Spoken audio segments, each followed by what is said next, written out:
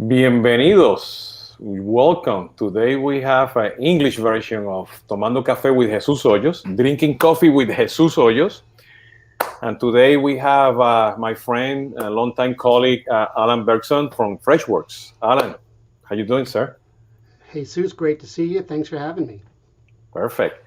Uh, Alan, I think he was one of the first participants, people that were, with me last year in these, episodes about, drinking coffee with Jesus Hoyos, where we talk about, news and product announcements and all that cool stuff for each particular vendor.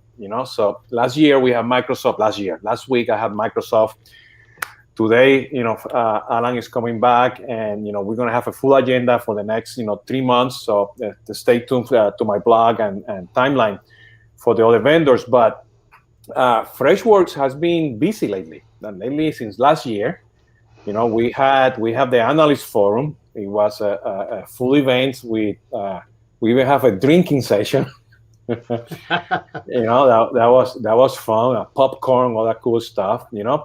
And you guys are increasing in revenue. There's rumors out there for IPO, and Wall Street is talking about you guys, and you guys are doing what I like to talk about. You're moving from what is CRM to customer engagement, customer experience. So we want to talk about that today.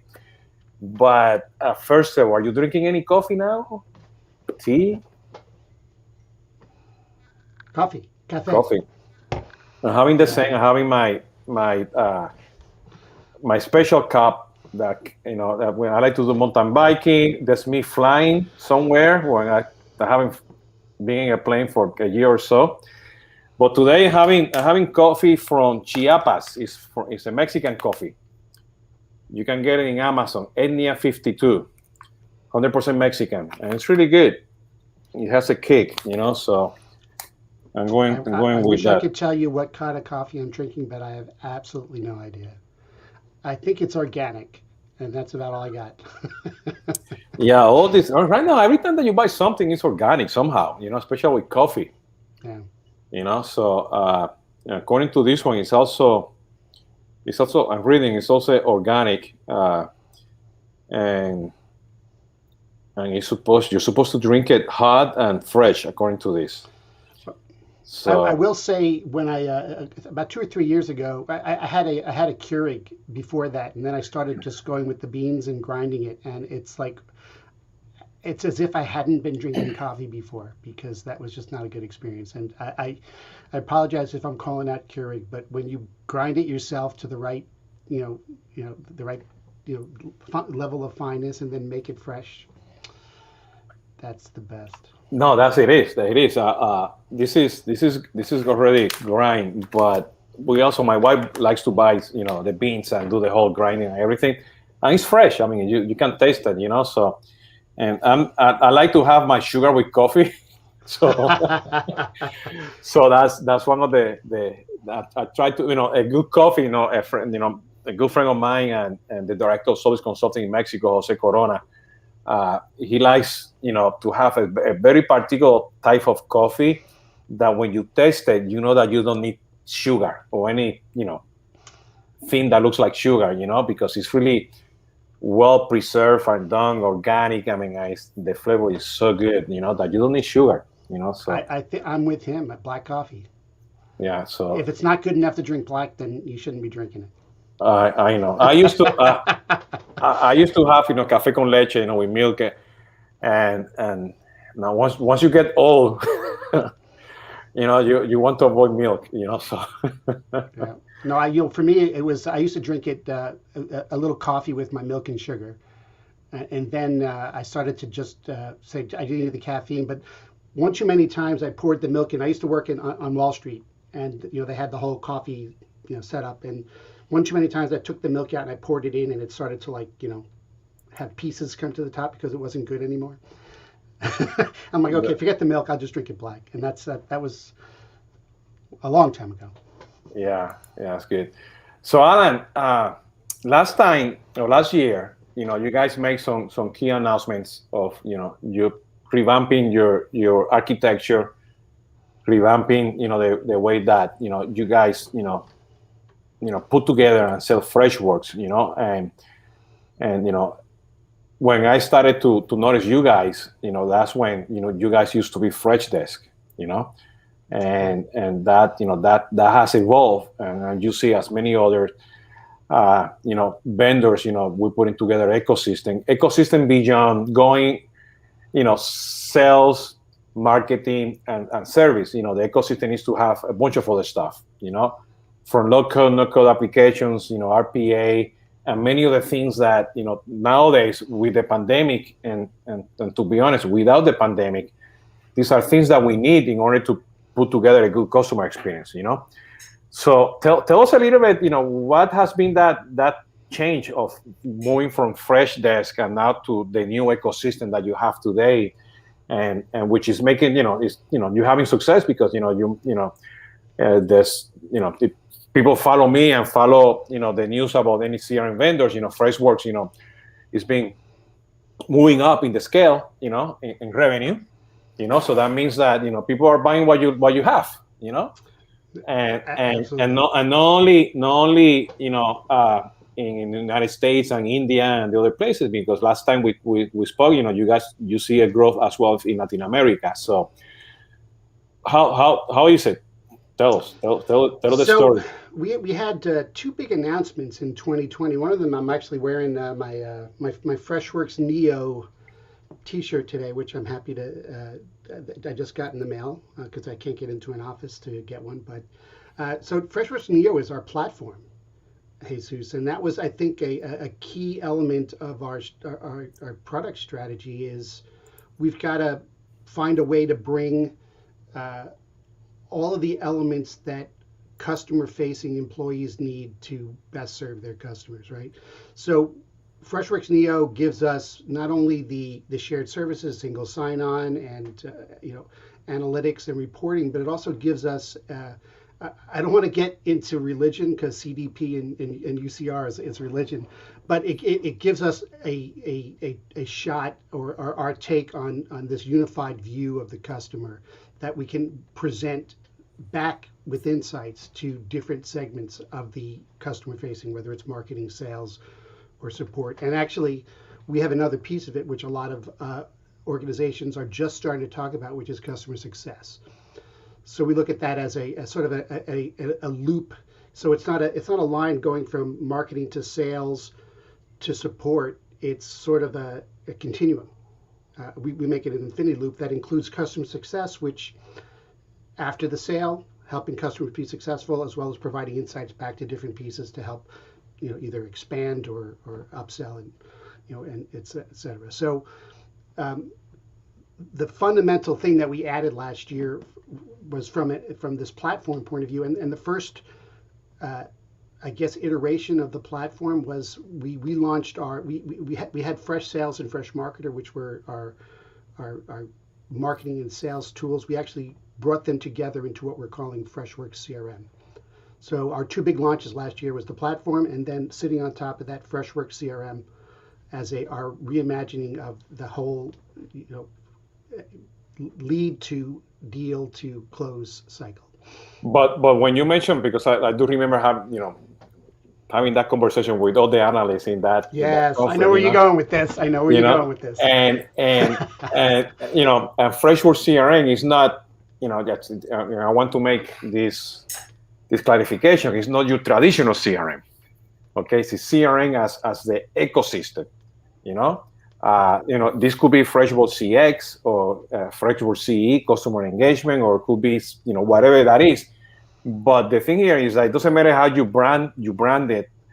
Is the ecosystem that you guys are putting together. So, and that's that was the promise of CRM way back. And for many reasons, the market and the industry has taken CRM and made it something else. But CRM is the whole ecosystem at the very end. So that's what you guys are going for, and that's what you're going after, no? Completely. So there's two ways to approach if you're a vendor in terms of selling into the space. The one way we're looking at it is what you're talking about, the ecosystem approach, which is We've got Freshworks CRM, which does your lead management into Salesforce automation. And then we've got Freshdesk, which is your after the sale, your help desk and customer service solution. And then we've got Fresh Success, which is that customer success, high touch, insight, signal based engagement, all under one roof with the unified customer record. So you get an extra value having them all together. But at the same time, we're looking at each piece as if you're looking for a piece of your puzzle, we're trying to be best in class, whether it's you want to swap out your customer service system or you're looking for a new Salesforce automation, etc. So what makes you different? I mean, with the Freshworks Neo, what is unique about the platform? For what is out there, because when you look at a desk or service or success, if you buy them individually, it's becomes a commodity, and it's the whole thing together that that is adding value. Me as a customer, if I'm buying Freshworks, and at the same time, me as the customer, the consumer or the customer who's buying from somebody who has Freshworks, Right. So the value of the ecosystem is that we're breaking down silos. And again, I'm probably another type of religion along with CDP. But the support organization needs to know what's going on the sales side and the marketing side and the customer success side. The sales organization needs to know what's going on. So having this elusive 360 view of the customer, there's just more customer insights in terms of understanding how customers are currently using the product if you want to do an upsell or for retention, or finding opportunities to sell into similar types of customers, the insights from you have from the other customers. So if we look at our Fresh Success product, it serves two roles. It's a customer success platform. There are competitors out there, but it's also the insights engine for the rest of the ecosystem. So it's providing customer insights to the support team, providing customer to the marketing team, providing it to the sales organization to help them do it better. So let me ask you this, because one of the key things, we talk about big data, we talk CDP, customer 360, and I always like to think that if you have all this, if you have all this unified view of the customer, not because you have a 360-degree view and you have an integration with many systems and you bring that. What I mean is that since I have already everything included in one ecosystem, I have sales and marketing and service and success included, not integrated, because I don't have to do the integration because they're already connected. Okay, I already have access what I call the small data, the data that I should know. Did you open a case last time? Are you happy or you not happy with the product? Look at the latest survey that you responded.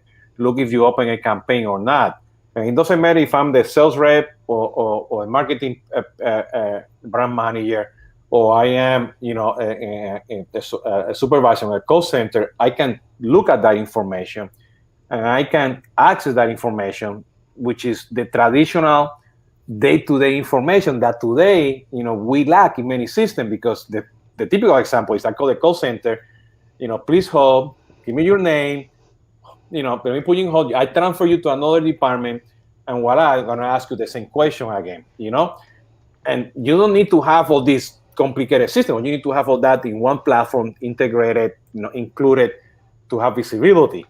So having that is, for me, I call that the small data, the data that I have in front of me, the day-to-day, that I say, there's a signal, something is coming up, day-to-day stuff. It's like, saying hello to you every morning, If I don't say hello to you on the second day, you're going to say, what's going on with Jesus, It's the basic stuff that, that needs to happen.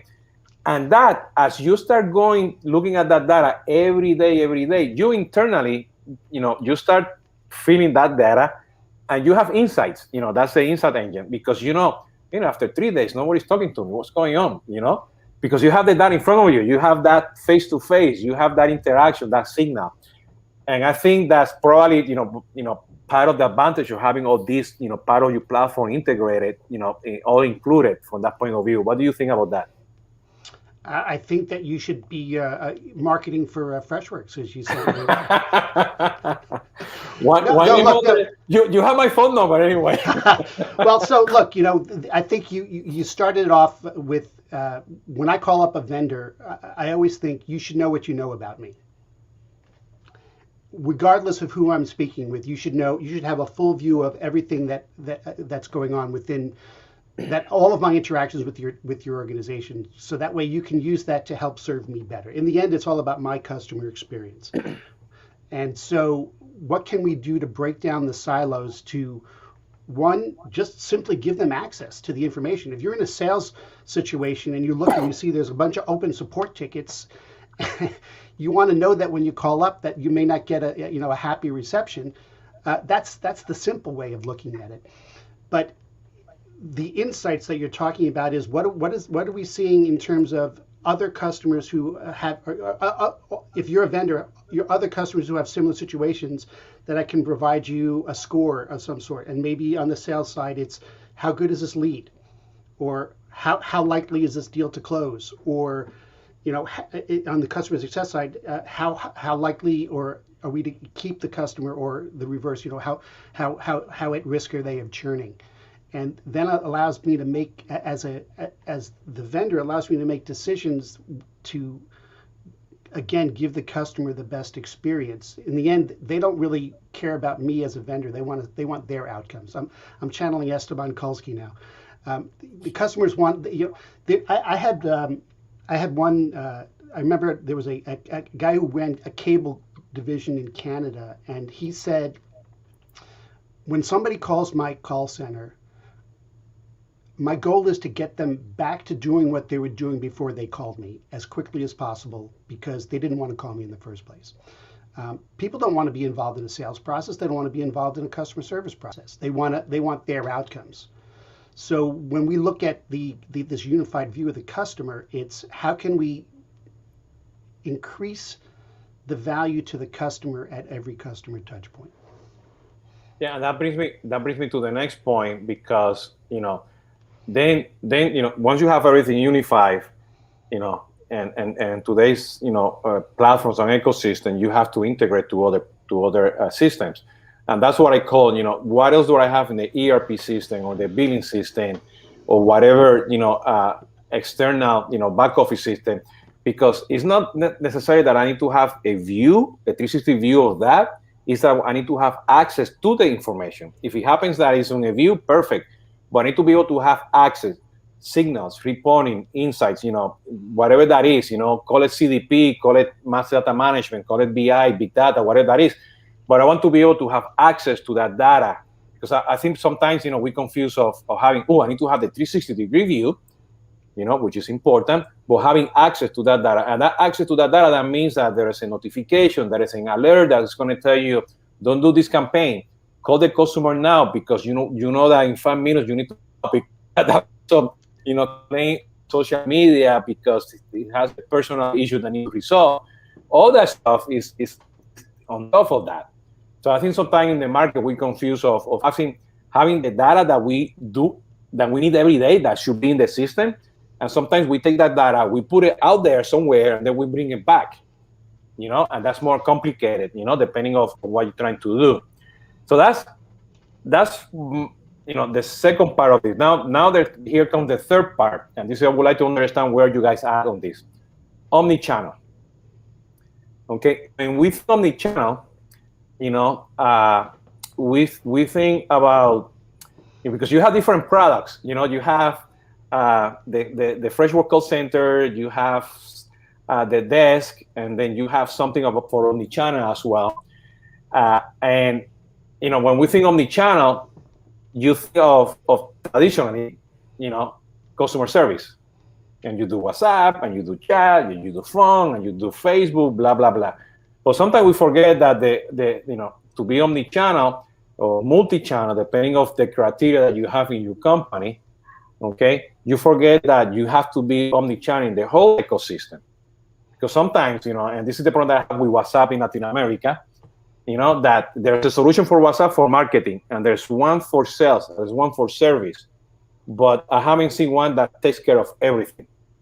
the whole ecosystem that looks at Jesus Hoyos as a person, and then there's interaction, whatever that is, we'll channel that to appropriately through the system, through the customer engagement. So how you guys, what you thinking? How you guys manage or trying to figure out omnichannel? So it's a good question, and I'm trying to see if I can make sure I understand what you're talking about. So we think about all customer touch points and how do we access them, whether it's on the service side and being able to access chat or phone or email or social media, but we're also connecting to the messaging apps like WhatsApp and WeChat and stuff like that, even Slack, for internal support and stuff like that. We have some that we offer, which are tightly integrated. We have Fresh Chat, we have Fresh Caller, we have our own individual products, but we also make it easy for other channels to be brought into that. We pride ourselves on the API side, but the key to it though is to make sure that they're not separate within the system of record.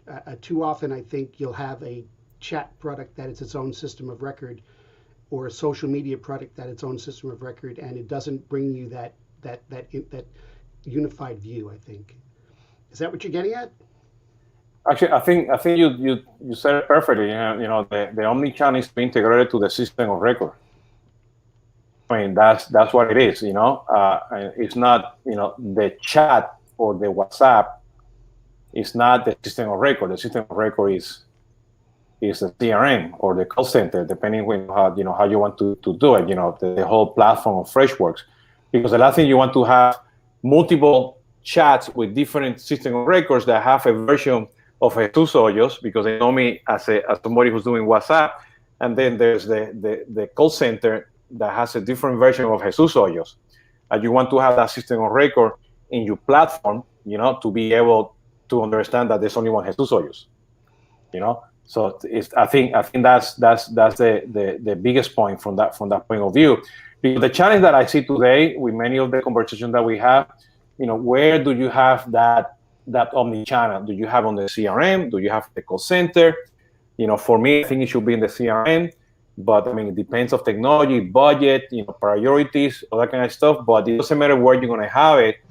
I think, based on what we're talking here, it needs to be tied to the system of record, which, whatever that is. But, the channel per se cannot be the system of record.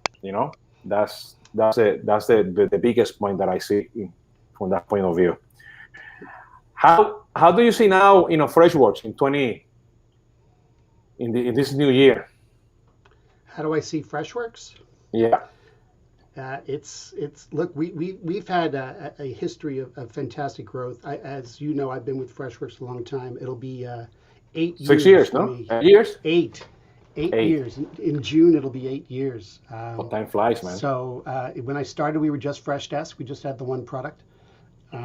We went to about 12 products, but now we're looking at more categories. The way we look at Freshworks is we've got customer experience on one side, we've got employee experience on the other side, because we've got Freshservice, which is our enterprise service management tool.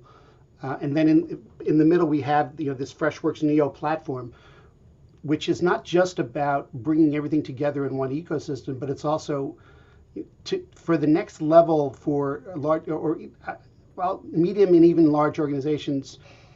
It's about how do I customize, how do I extend capability, and how do I connect everything else within my organization. And that's really what we're trying to target. And our value proposition is always about a really intuitive user interface. We've got a low code, no code environment that we're building out within Neo, so we're pretty excited about that. What that means? What that means? It means that within the platform, everything is going to be low code, besides providing low code, no code apps. No, it means that we're providing that. So what we're giving our customers the ability to create serverless apps or create custom objects and have easily extensible APIs to connect to their other systems, whether they're ERP or or logistics or that kind of thing. Because the way the way I see low code or no code, is that at the very end, uh, you want to be able to enable that business analyst. You want to enable that product owner to quickly develop apps that are internally or externally to get closer to the customer. Okay, so you do depend on IT to do the stuff, but you still have a governance, you have a framework, you follow data quality rules, business rules, and everything to make sure that everything's intact. But because of the pandemic, one of the things that, from any type of app, cashless or frictionless, e-commerce, whatever that is, fintech, whatever that is, you want to be able to have these applications, low-code, no-code, so you can quickly develop something. When I say quickly, hours or days, deploy them, very agile, Scrum framework, quickly test it, boom, you're in front of the customer right away, and the customer has a different channel of a different touch point that is quick, easy, and you get closer to the customer. Because the problem that we have before the pandemic is that, customer come to me, now it's the other way around. And we can see now that we have to be closer to the customer. And I think, this low-code, no-code embedded and as an application, I think it's the future of this ecosystem. That's the way I see it. And I agree. What we saw in 2020, and with what cliche metaphor can I use? These uncertain times, these whatever you want to use. There was clearly a need for what we're calling digital CX, which is a more digital focused, messaging, chatbots, AI. We've got Freddie, our friendly conversational interface. And what we saw that with our customers, that what you just said, they needed the agility to quickly adjust. They had changing, their customers' habits changed. And they needed to be able to adjust, whether it was no longer being in person, whether it was changing channels of access, or whether it's even for their employees, they just didn't have the same type of staffing levels that they can manage that much digital engagement. And so having that agility is actually a word that some of our customers have used in terms of what they see as the value for Freshworks and particularly the conversational interfaces. And that agility doesn't mean that you're doing, agile Scrum. It's that you're agile in expanding that customer experience. It doesn't matter what methodology you use, but in terms of, of putting, executing that. But, sometimes we confuse of agility. Agility is a culture, it's a mentality. It's a mental framework that you need to be able to do in order to be, with data, with those insights, be able to provide this digital CX, whatever that is, chatbots, AI, virtual agents, whatever that is, you need to be in front of the customers. And now because of the pandemic, I think it's a requirement that we have, we need to be agile. We need to have technology that will help us to do that. That's a requirement in nowadays, because you don't know what's going to happen tomorrow. And the pandemic, we're still not out of the pandemic. This is an ongoing process. So right. What else? Look at what's happening to Texas. Now. And California. And me from Puerto Rico. Who knows if we're going to have the next hurricane very soon? So we need to be, that agility needs to be there for the framework, and you need, ecosystems, Freshworks, to be able to do that, It's a great point, Jesus. You say agility. If we were having this conversation 3 or 4 years ago, we would have said you need to work on your digital transformation, right? But that's really what it's about. Digital transformation, people always thought it was about putting stuff on computers. And I'm like, digital transformation, a key element of it is giving yourself organizational agility. And it's not just about the tools, although that's a piece of it. It's about the people and the processes too. And I think that one of the things that a lot of organizations found in the last year is that they didn't have they've got to work on their processes and their people as well to get that full organizational agility. Tools are only as good as the people that are using them and the processes that are put in place to make them work, right? Yeah, and I always have this fight in Spanish, the strategy versus technology and agility and everything. I am the one that thinks that the technology, the tools that you have, you need to have the right skill set to manage these tools. You need to be agile using these tools, but at the same time, you need to be sure that you close that gap between the technology and the strategy, because the technology is moving so fast. That sometimes, the technology, is way ahead of the strategy. We need to have that balance, especially, today, you need to be able to, be agile with the technology, be agile with the strategy, be agile with your innovation, be agile with the transformation, and most important, the stuff that you guys are doing, and what the market is doing out there, is that we got to focus on the be customer centric. If you want to be customer centric, you need the ecosystem. Yes, I can go ahead today and buy Freshworks cells. Perfect. Okay, and I can use it, and I will be happy, but that won't be enough. You need to have the whole ecosystem from that point of view. So, based on that, the way you guys are moving and growing, I think you guys are on the right direction from my point of view. No, completely. I think that one thing that when it comes to keeping customer focus, something struck me about what you said. we did a study, actually. Kate Leggett from Forrester did a study for us a couple of years back on how much end users liked the tools that they were using versus their managers.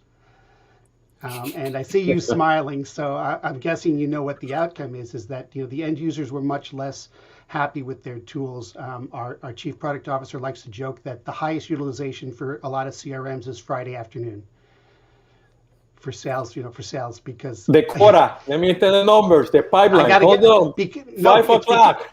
Because I have to get my data in for somebody else. It's not for me. And so one of the guiding principles for us is we want to make it software for end users, so that I want to help the sale. They should be working in the software on a regular basis, because it should be serving them. Yeah. You mentioned that, and I forgot who I was talking to the other day. There's a sales stack already out there. Like MarTech. There's a sales stack of tools that you use. And I start thinking, why do we need so many tools to sell? It shouldn't be like that. I probably understand marketing, because marketing is a lot of data, and people are in different channels and everything.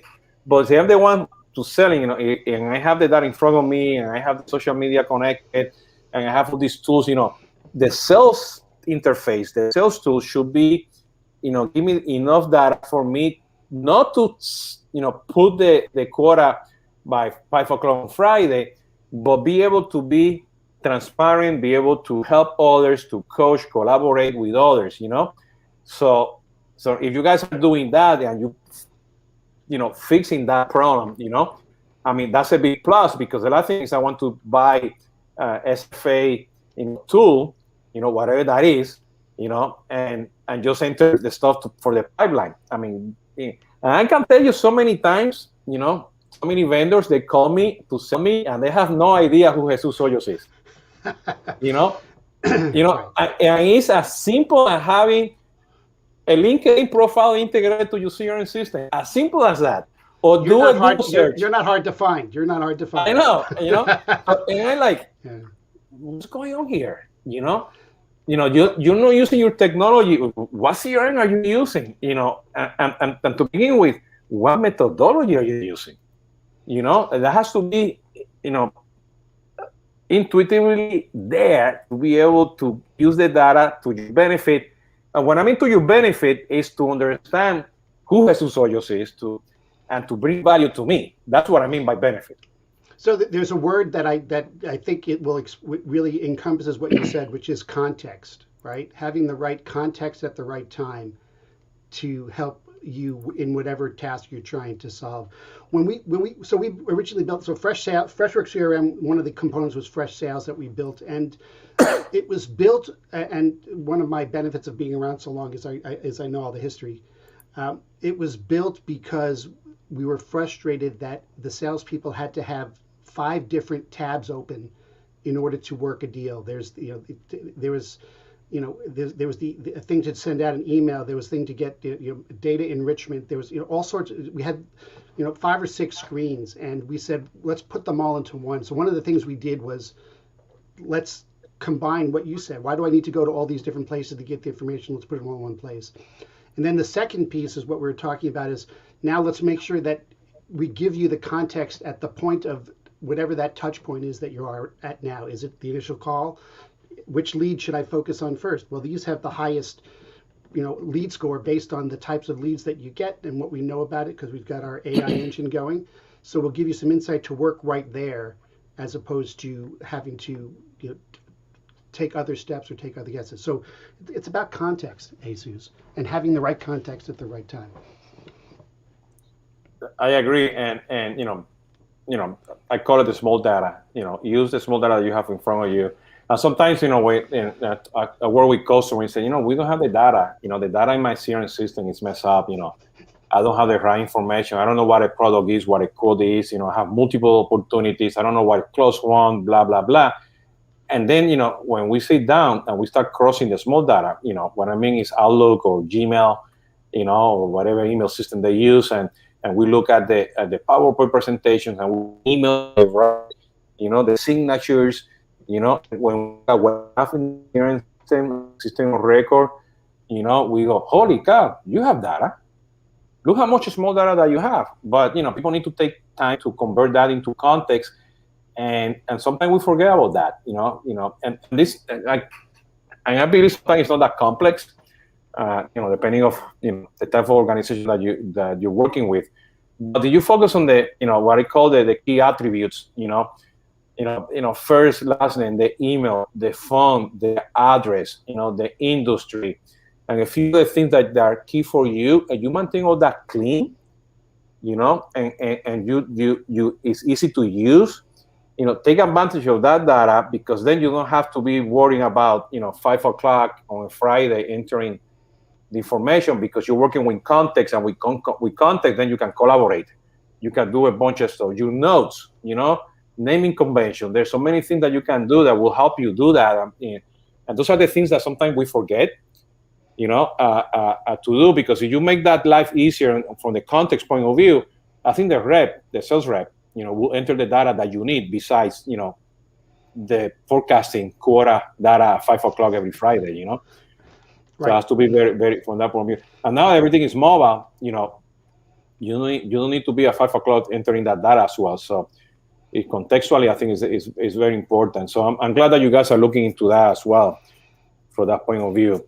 There's one more thing, Jesus, which is, you talk about customer data, but another thing we're looking at is account data, meaning this unified view of an account, because too often that's another element that's not contextualized, which is you've got another person at the organization, and particularly with SaaS, that happens often because it's easy to purchase. You got another person at the organization who's already doing some work, and that's context. That's important to both the customer service side in terms of understanding that, as well as what else is going on from a customer success point of view throughout the organization. In the end, it's our goal to help our customers have better outcomes with their customers. Our customer for life vision is we want to help our customers have customers for life. So stopping at just one customer, that's not far enough, because as you in larger organizations, you're going to have it's going to be an account more as much as it's going to be just one customer. Well, and I want to put this in here. What do you think about? Because I don't like the term account-based marketing. I like to think about we're flipping the funnel, and because account-based marketing, you go after the account, so you can eventually go after many opportunities within the account. But sometimes the focus or the trend is that let's do marketing to that account. But at the very end, if you want to look at the whole cycle and looking at an ecosystem like Freshworks, I think it needs to be account-based relationships. From marketing to sales, service, customer success. Sometimes when we do account-based marketing, we think a lot about marketing automation. We don't think of the whole process, because you always selling, you always marketing, you always providing services, you always trying providing customer success. I mean, you cannot separate that. What do you think about that? I think that it comes down to a holistic view of your customer. At any given time, you'll have multiple touch points within you. As a vendor, you'll have multiple touch points within your organization for a given customer. You might be in the middle of you might have a salesperson who's in the middle of working a deal. You might be doing some marketing based on other people within the organization. You might have some open customer support issues, and as well as you might have a customer success team who are working on some projects and outcomes. And then add to that, there's this account-based marketing who are looking at how do I help the organization. So between customer success and account-based marketing, I think some people sometimes either there's a little bit of a gray area. I know that there are some customer success organizations that carry quotas, or that they work closely with it. But getting to that holistic view of the customer, in the end, that's how to best serve them. So what do you want to call it? Do you want to call it account-based marketing, or you just want to call it, I'm helping my customers keep their customers, or acquire their customers, or close new customers, at different points throughout their organization. And if I can keep that account data, your small data, if I can keep the customer data and bring that context to all of those touch points, that'll lead to the best outcomes for my customers. Perfect, Alan. I think we're about to end here because it's been 40 minutes already. Good conversation. For those who are following me, I mostly do this in Spanish. Every so often I'm going to do this. I'm doing this in English.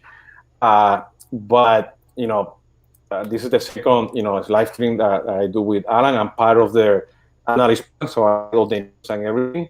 And the new stuff that from them. So if you guys are interested in knowing more about Freshworks, you can talk to him or talk to me. I can tell you the good things about them. My opinion. So far, so good.